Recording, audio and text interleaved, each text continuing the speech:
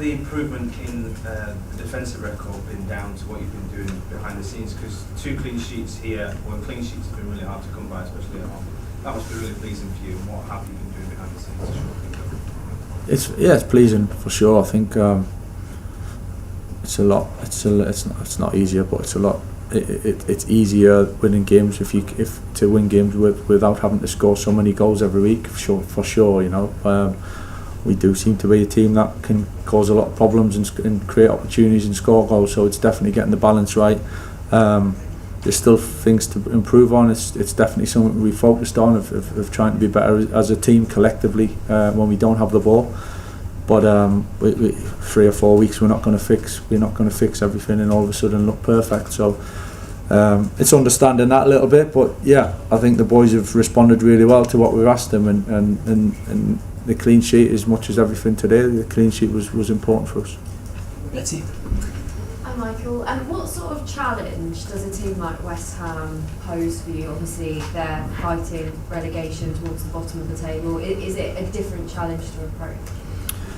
I think you've got to go into the game understanding the situation of both teams. I think we've tried to paint that picture to the players in every game we've played so far, and it'll be the same come Tuesday night. The type of game, the feel of the game, what kind of skills we're going to have to try and draw on. You know, different games throw up different things. So,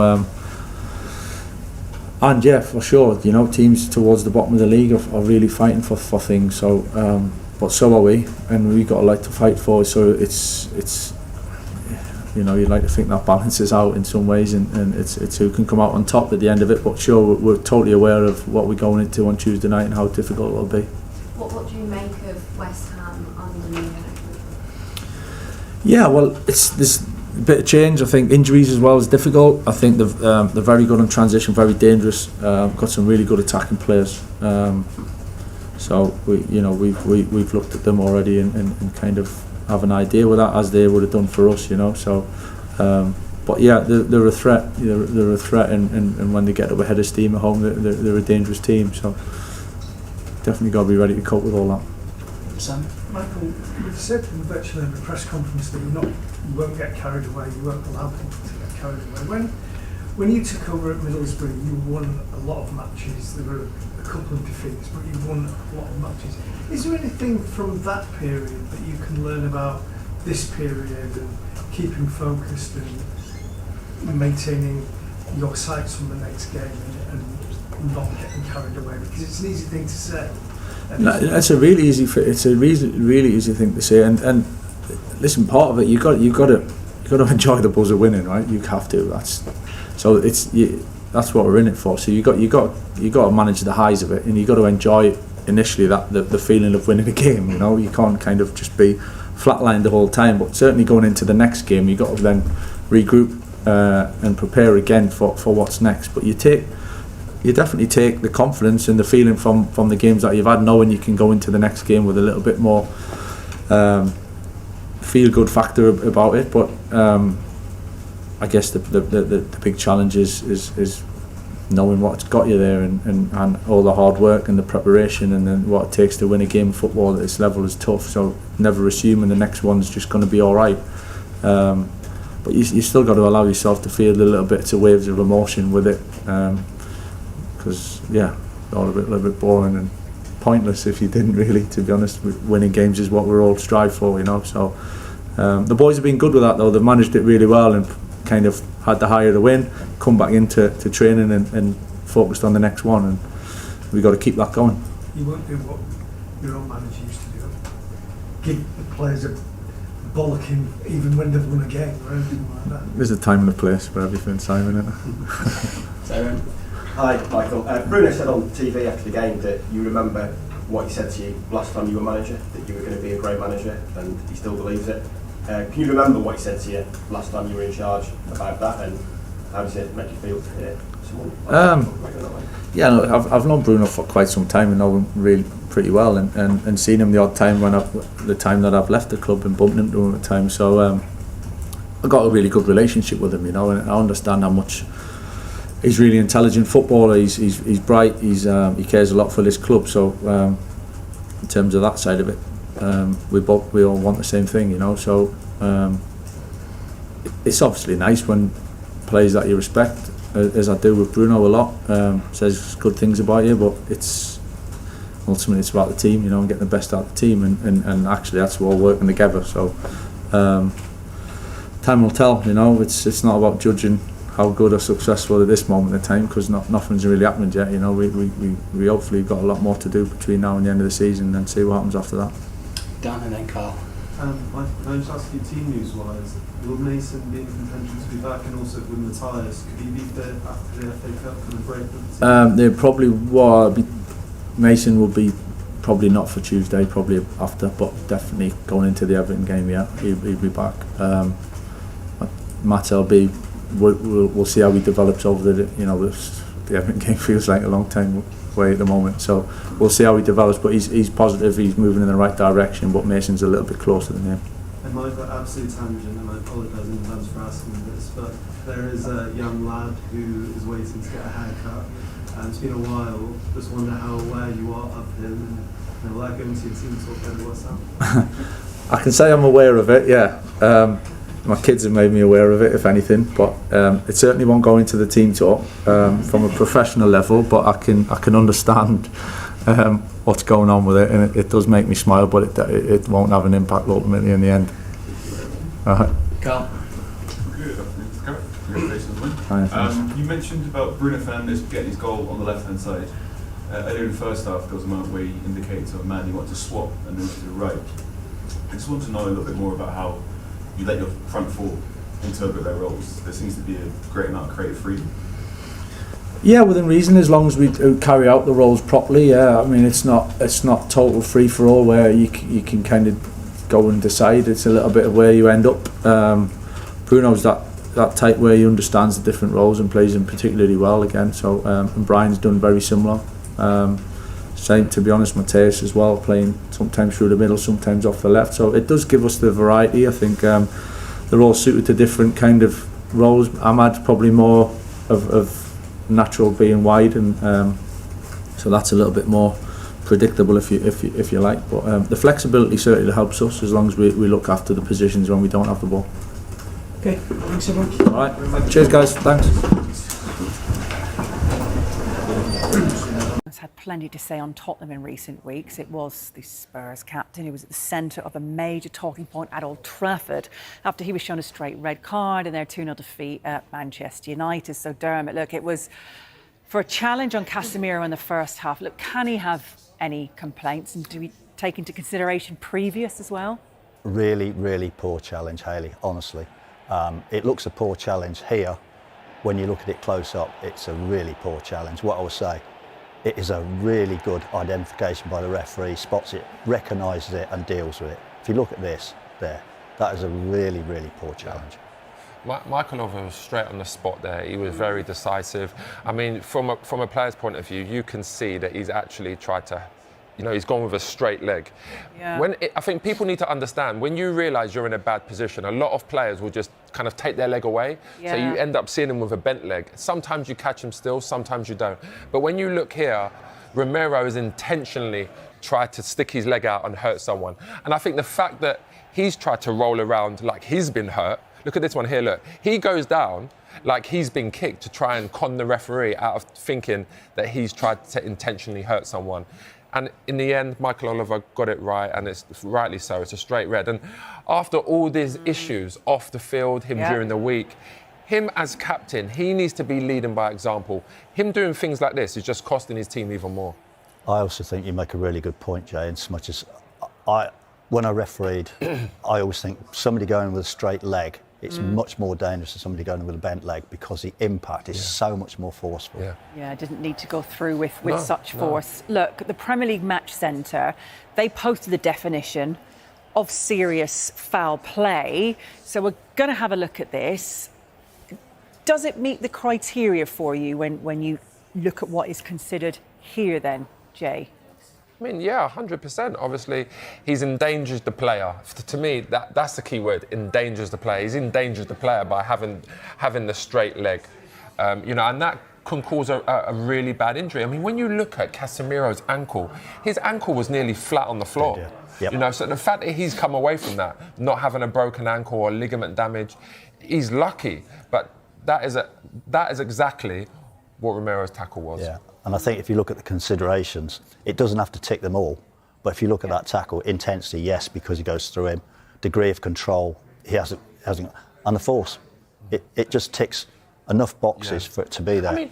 I mean, the one that high and it's not high because it's on his ankle, right? High is kind of would be at the shin, but it's not high. But because of all the force and he's endangered someone, and you can see he's intentionally tried to do it. I mean, this covers all the basis for a red card. Yeah. Yep. Right. I want to ask about his previous. Okay. He's averaging a red card every 25 games for Tottenham. He's now going to miss the next 4 games. One of those, very importantly, the North London derby. Is he a bit of a liability now then? Of course he is. Of course he is. And, you know, listen, I think as a captain, you should be leading by example on and off the field. There are going to be tough times. Tottenham are having a tough time now. Whether we like it or not, Romero is still one of the best defenders out there in the Premier League. When he's on top of his game, when he's not having these disciplinary problems, he is one of the best defenders. He's fast, he's strong, you know, he scores goals, he's good in both boxes. But he has become a liability. And I'm surprised that Thomas Frank is sticking by him. I mean, I have to commend Thomas Frank for that, for sticking by him, because I would look at him and say, I can't trust him no more. He is a liability. And I think they should strip him of the captaincy. Oh, OK. Right, moving on to a potential penalty here. We've got Mickey van der Ven on Harry Maguire, nothing given. Having a look at this, Dermot, this is what the television cameras picked up on, but what do you think? I've said this all season, Haley. I think any player who's not facing the ball runs a massive, massive risk. If you look here, his sole intention is to get hold of Maguire. It's not the most forceful of pulls, it does stop him attacking the ball. And I think when you do that, if you get picked up and a penalty's given against you, you can have no arguments whatsoever. Again, I completely agree. I think we've both been consistent with that this year. If you're not looking at the ball, then you're trying to block the man. I mean, when you see the way Maguire actually standing, he's looking at this thinking, I'm going to get my head on it. And he's one of the best in the league for heading the balls, you know, from corners especially. But when you look at Van der Ven, he's coming round. He's literally looking at Harry Maguire in his face like, I'm going to try and stop you heading the ball. And he's body checked him. People will look at that and say, oh, it's soft. But he has body checked him. He stopped him from heading the ball. So that should have been a penalty. That's our alternate angle, isn't it, there for you, having a look at that. There is enough contact there for you, Jay, you're thinking then. Yeah. Maguire obviously goes down pretty easily. The ref, as you see there, does have the perfect view. Do you know what? We say he's gone down easy. He's not thrown himself to the floor. I think his actual body reaction is what it would be. He's been checked away from the ball. He's stayed on his feet still, but he's been checked, which has put him off. What he would be doing here, he would be coming onto the ball and heading it towards the goal. What's actually happened is he's checked him from the side. He's ended up going down, but he hasn't thrown himself to the floor. You know when you've thrown yourself to the floor, everyone can see that. Here, I don't think he's thrown himself to the ball. I think it's a reaction of him being checked. Right. That's that from those games. Still plenty more to get through. We've obviously got the EFL a little bit from... First game against Manchester City was incredible. I'd never seen Manchester United play that well for 10 years plus. And then they've continued it, go to Arsenal and win. And the 4 wins are not against lesser teams. I mean, Tottenham, Arsenal, Manchester City, Fulham. I mean, it's brilliant going. And all of a sudden, you're looking at them thinking, wow, I mean, there's no fluke about this. They're playing really, really well. They're on a roll. They're now into the Champions League places. I mean, it's just changed like that. It's quite incredible how one manager can be doing so badly and a couple of little tweaks, a couple of little changes, and all of a sudden it looks like it's the happiest club in the world at the moment. Incredible, really, isn't it? Just simple things, what he's done. Yeah, and it is simple. He's asking players to play in positions they're more familiar with and be more comfortable in scenarios. And so we are surprised because the change was so drastic, but regarding of what he's asked the players to do, we shouldn't be surprised because he's asking good players to play in positions they are familiar with. Yeah, I mean, as much as I would love Manchester United to struggle, you know, said our neutral global pundit Steve McManaman. But I am thrilled to bits from Michael Carrick and Steve Holland and Johnny Evans and Jonathan Woodgate. We know them all well. The English coaches will, of course, Johnny's Irish, of course, but you want them to do well. You want them to be given this opportunity. And when they got the opportunity, there was so much negativity around it that I wanted them to do well. I wanted them to prove people wrong. We sit and moan about, as I said, English coaches don't get the opportunity. English coaches never get this. They'll go and employ someone from Germany or Portugal like they have done. Well, an English coach who's been in the Championship, did well, had a little bit of bad luck at Middlesbrough, particularly when he had a couple of injuries to key players. Give him the tools. He can turn these results into really good performances and positive. So I'm absolutely thrilled to bits for him.